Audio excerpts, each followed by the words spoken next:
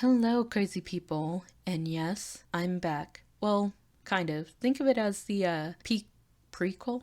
Yeah, the prequel of the video that's to come in March. But before I do that, I wanted to say some stuff. And honestly, when I had left, I wasn't in a good place. As per usual, I'm the queen of hiatuses, but this time was different because I was debating on quitting YouTube, like for good and stuff, because there was just like so much getting to me, like getting in my head, that I wasn't sure if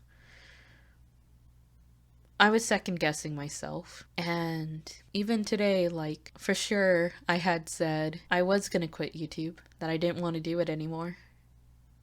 And I didn't feel good. I went back to my channel and I watched a few of the very first videos that I uploaded.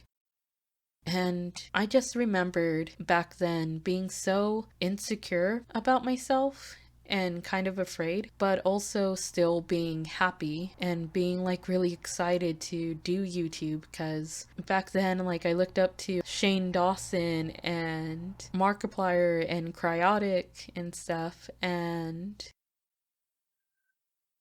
like I just admired the freedom to just create whatever you want, to just put yourself out there and to talk about, your own stories and kind of just do whatever it is you want to do.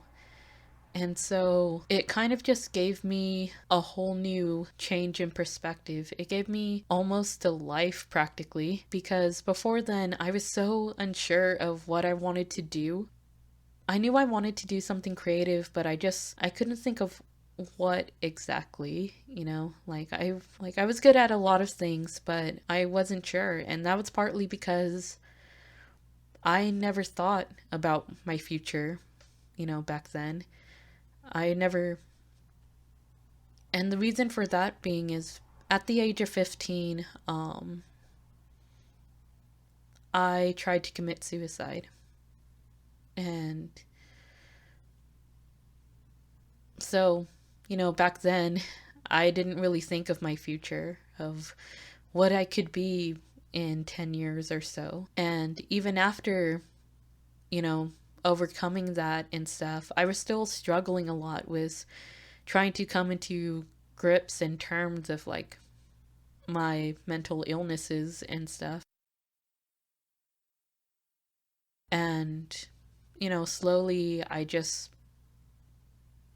got scared, and I was scared because of the unknown, because I had found reason to live, but I didn't know what I was living for. And so YouTube came along, and it's just like, well, while I figure this out, I'm just going to make YouTubes for fun.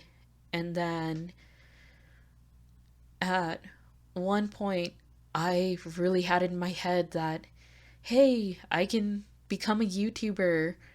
Like, that would be so awesome. And I had thought that I had found, my calling. And I think that's what got me like really more excited. And somewhere down the line, just either crappy people, both on YouTube and the people that I knew in real life, like a lot of things were getting me down and second guessing myself.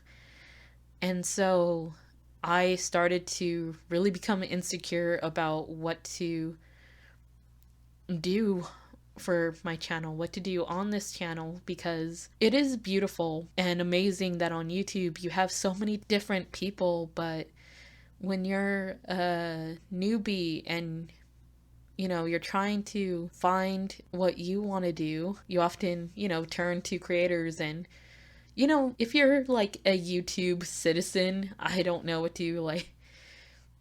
else do you call it, but if you like really are like invested in YouTube, like about the Q&As and how a lot of big YouTubers, they often get asked like, what's your advice on becoming a big YouTuber? And it was always like, you got to have personality and luck and stuff. And For a while, I didn't think that I had a personality, but there's something for everyone, and for one reason or another, people subscribe to my channel, so there must have been something. But I didn't think I had a lot of luck, and that was something that sucked. Even back then, like, I still kept pushing through because I had this strong desire to make YouTube videos and just be creative. And that's still like solid advice. You know, if you want to do YouTube, just you need personality and you need luck. So I really focused on that. But also, like, upon focusing and stuff, like, I also was like saw like a whole bunch of YouTubers like take their own different standpoints on being their authentic selves. Like, some would say that they want to be their authentic selves and talk through what they were going through just so other people didn't feel lonely. And then others would say like YouTube is just for entertainment purposes only, and people aren't coming here to watch a sad person. Like, they come to, be entertained and get away from their own crap. And then there's others that it's that say like they don't talk about the stuff that they go through because they don't want to be labeled by that. And all three of those have a point in their own right, but it was just a struggle for me because I'm just like, what do I do? What do I want to do? Like, I don't understand. Like, maybe this person's right, but if this person's right, like, these other two are wrong. And so that was a big struggle to like think about.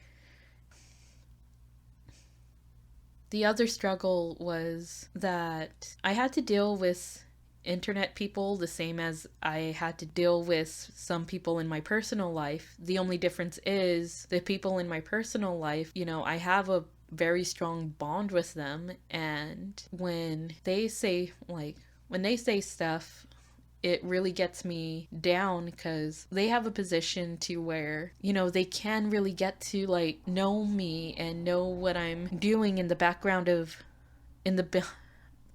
behind the scenes, whatever you want to call it, of this channel that I'm doing. Whereas internet people, they don't know me. They don't have what it means to, really contact me and like see behind the scene type stuff.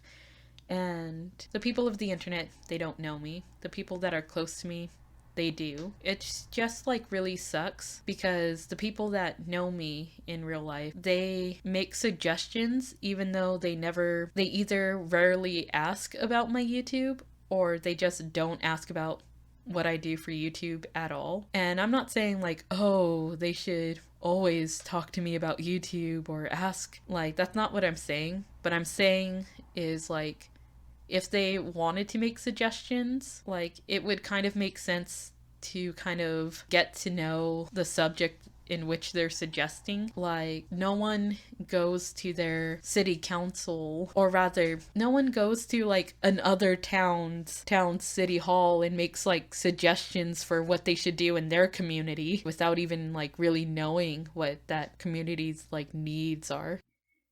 It just doesn't make sense to me, and it makes me feel very like unproductive when suggestions are made, but it's like stuff that I either have already planned or I know. Because then instead of actually talking about what I'm doing in the plan and then getting suggestions on what to treat, I'm trying to explain what it is that I have to explain that I am doing that. Whereas if they actually talk to me about my channel, they would know about this stuff and then have a better perspective of my channel and then give me suggestions. I don't know if I explained that right, but yeah, I have to deal with that. And that's kind of what led me to just wanting to quit YouTube altogether. But as I was watching like my past videos, I realized something, and I realized that in the past, like, the reason why I want to make videos was because it was only for myself. Like, it wasn't for anyone else. It was just for me because I enjoyed it and I had fun. And in the timeline where I start taking hiatuses and start feeling bummed out about YouTube was when I started caring and taking what other people say like personally. And that that's no that's not an excuse for me to just quit, you know? Yeah, even though I'm like low energy now, it's mainly because I tried to do this video so many times and I just kept like rambling on and on. And the first take was like an hour, the second take was like 30 minutes. And so I feel like right now we're at a good time. I was also going off about like the stuff that I want to do in the future, which you guys don't need to know that yet.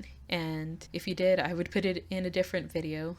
Right now, this take is actually more for myself to look back on rather than to, although it does give you guys like a glimpse of like stuff that I'm going through, it's more helpful for me because I want to keep this epiphany of why I'm doing videos and why I am going to continue doing videos, that from now on in March 2020, that's going to be my own new year. Like, we're just going to ignore January and February. Those months didn't happen. March is going to be the new year for me. And yeah, I'm just, despite how I might sound, I am actually really excited about the stuff that I have planned in March, and I can't wait to make those videos and see what happens from there. I feel my voice is dying and I don't blame it because I've been talking for 2 hours straight. But yeah, just thank you so much for listening, and I hope to see you guys in March if you decide to stick around. I won't blame you if you leave. So yeah, just thank you again. Bye.